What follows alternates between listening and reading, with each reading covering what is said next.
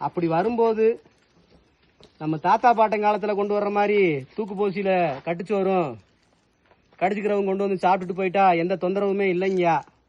இன்னைக்கு பாத்தீங்கன்னா விதவிதமா தின்பண்டங்களை வந்து நெகிழி கவர்கள்ல அடைச்சி விற்கிறாங்கய்யா. அதை வந்து தங்களோட வசதி தகுந்தாப்புல கொண்டு வர்றீங்கய்யா.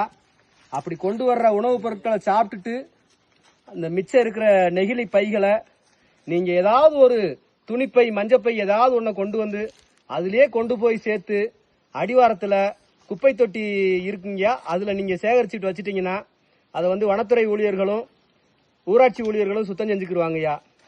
இந்த மாதிரி நீங்க கொண்டு வந்து போட்ட குப்பைகள் எத்தனை ஆண்டுகளுக்கு முன்னாடி இருந்துன்னு தெரியலைங்கய்யா.